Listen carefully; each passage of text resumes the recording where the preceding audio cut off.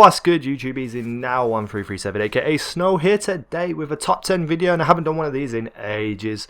And I was sitting here today thinking, what should I put up on for tonight? And it was going to be Rage of Every Gun, but I really haven't had time to record it at all this week, so I'm going to be recording it all next week, and I'm going to start on Friday and Saturday next week, so look out for that as well. Also check out the video from earlier, my Broken Sword 2 playthrough. It's lacking a little bit of views because it is a let's play, but if you want to have a look, go and have a look.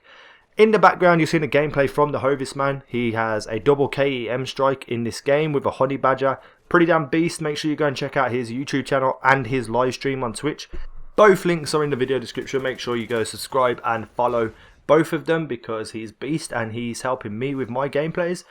So let's get into the top 10. Now, if you don't know, I'm a massive comic book reader and avid fan of all things comic book, and I've read tons and tons of different stories, and I have a top 10 DC characters, my top 10, my opinion, what I feel is my top 10. And I also am going to do Marvel, because Marvel is my preferred side of the DC Marvel battle, but I'm going to be doing top 10s for all of them anyway. So check out this and make sure you watch and keep watching for other top 10s in the future. So my top 10 this, which will include heroes and villains alike. So at number 10 we have the villain Lex Luthor. Villain more often than not, I should say. Obviously the arch nemesis of Superman. Now the reason why he is in this top 10 is solely because he is a human with high intelligence and a lot of money. He has no other real superpowers or special powers. He is just a really intelligent person with a lot of money and able to make things work and happen for him. And obviously he's been a major villain through the arc of Superman stories, and that's why he gets in at my number 10. He could have been a bit higher, but to me his actual look and the way he looks, it doesn't really strike fear into my heart. The whole bald look is iconic amongst all comic book fans, but for me I don't find it particularly villainesque, so that's why he's in at number 10. In at number 9 we have Ragman. Now Ragman's probably not going to be known to a lot of people who aren't avid comic book fans. This guy is a hero who is also like really dark, and it's a different type of hero, like an anti-hero. So he's still a hero, but he's in a very dark manner, and his powers come from corrupted souls that he acquires after he absorbs them, obviously after they've been killed or what, and he adds them to like his suit, and his suit is made up of rags, so each person becomes like a rag which is wrapped around his entire body, and then he can access their physical skills and powers that they have and use them himself. So he can always have a different type of power that he can use in any situation, and it's just badass, I think, in my opinion. It's a very different type of hero, and his suit actually will just materialize on him instead of just, you know, like him having to put it on like Superman. It will just materialize on him when he's in danger, and it's just, I just love it. I love the character and I love the idea behind the character, and that's why he is at my number 9.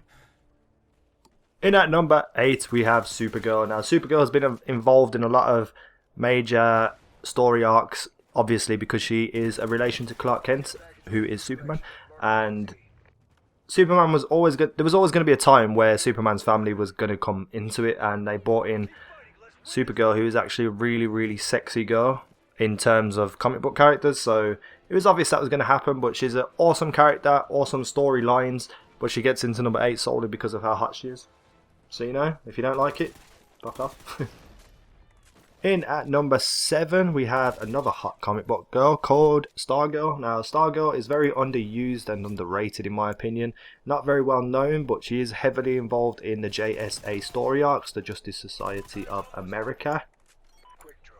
And I just love a few of her comic book arcs. One of my favourites is where she has to fight Solomon Grundy, who actually killed her idol teacher type person. I can't remember the word I'm looking for, but she has to fight Solomon Grundy, and then Solomon Grundy actually becomes obsessed with her, and it's a really good story, and I really like this character, and I wish they would involve her more in obviously the big storylines. And the reason why she's at number 7 is because she was depicted in Smallville, the program, and I think they handled it really well, and they put a lot of spotlight on the character. In at number 6, and probably going to be crucified by everybody who reads comics, Batman. Now Batman to me is obviously a very iconic character, probably the most iconic character in DC Comics, bar Superman, and I love the character, don't get me wrong.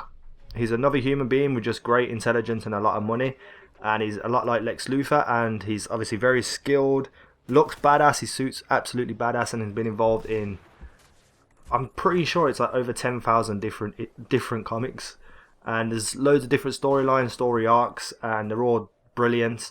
But I think Batman to me is made by his enemies, by his villains. His villains make him such an iconic character. And there's no doubt that he's badass, but for me he just falls a little bit lower down the list.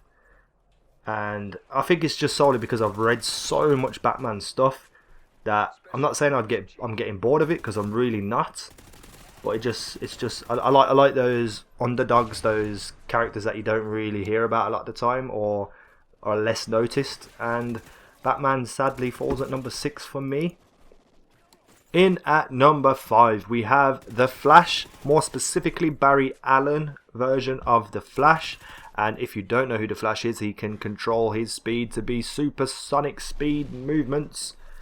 Really limited in his abilities, like he can only be really fast. But the way they've introduced how being fast can change things, like he can be invisible because he'd be naked to the human eye, he can time travel, he can do all this sort of stuff just from his one power, really draws me into the character to see what they could invent for him. And he's obviously very pivotal in a lot of story arcs. And the best thing I like about The Flash is that he is comedic, he is funny as well, so it's easier to read than some comics can be because everything's so serious. And with The Flash in there, it just makes things hilarious as well as badass, because his skills are rare. Like, I can't really think of many other superheroes that have super speed on the scale of The Flash. So you have like Quicksilver, there's Reverse Flash, there's probably a couple of others that I can't think of at the moment. So very rare and special power, and that I really like The Flash. In at number 4 we have Hal Jordan, aka the Green Lantern, one of the iterations of him. Now Green Lantern is my favourite superhero power, to be able to construct anything you can think of out of light.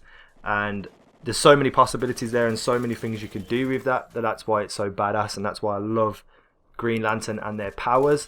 And Hal Jordan is, for me, the epitome of the Green Lantern, so that's why he drops in at number 4.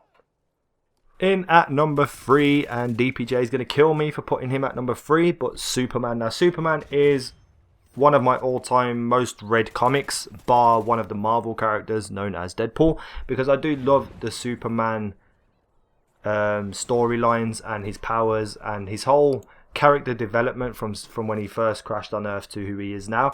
And it's just badass, and most comic book people who have ever been even slightly involved with comics will know Superman. And he only really has weaknesses to, like, Kryptonite, obviously the major weakness that Superman has. It renders him pretty much useless, but he also has like the red sun, which affects him, and magic as well. But you really only think of his only weakness being Kryptonite, so pretty damn beast to only have a couple of weaknesses as well as have all these brilliant powers, so he is epic. In at number 2 we have the one, the only, the most evil villain in all comic books, the Joker. Now for me the Joker is just superb, so funny and comedic as well as being so evil and sadistic, and I mean really evil. And he's just a character who wants to just cause chaos, like a true villain should be, with no hidden agenda. He just wants to cause problems for people.